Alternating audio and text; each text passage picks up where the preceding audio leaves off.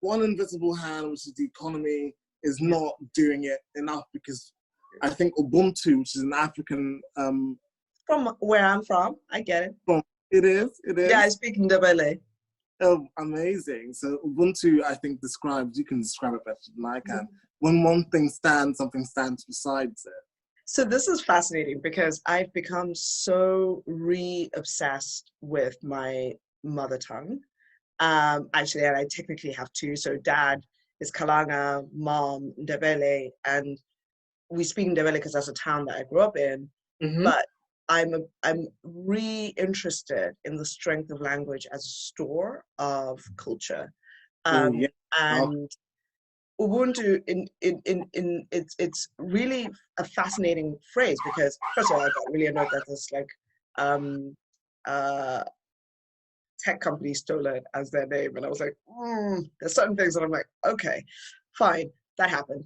But Ubuntu talks to I am because we are, is how it's often interpreted, and it's the connectivity of one to the other, to their community.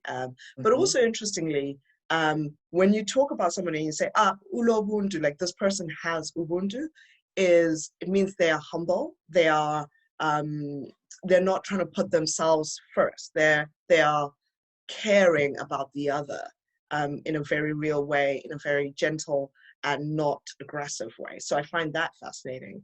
And then the third thing about Ubuntu, like I have been thinking about a lot, is when you're able to see yourself in the other person, when you're able to recognize the I call it like the soul of you and the God part in you in the other person, and recognize that that's the same.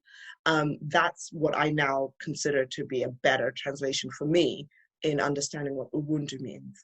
It's a lot about reciprocity and togetherness. So I think it's probably a good time to move into your work. An hour later. Yeah. I've been keeping time, so. Oh, good. Good, I can talk forever. No, it's a good conversation, and I think we'll carry on after the recording. Please do show us what you've been up to. So I guess I can share my screen, said everyone on every Zoom call ever. So I guess we can start with this piece. So this one is called Continental Drift. And as you know, my practice is abstract.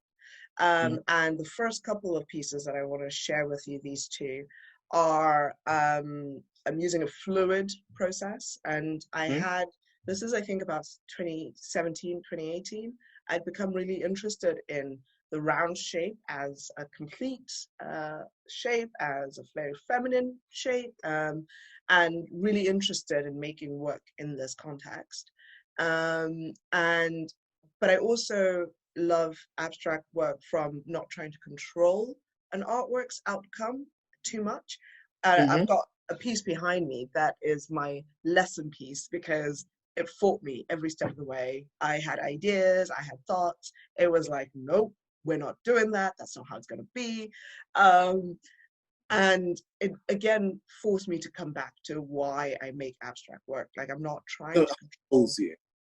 Yeah, and I like that experience. I like that letting go and being surprised by the result, and not too much having a predicted outcome. And I really, and I've actually been, since Corona, I've been trying to think about which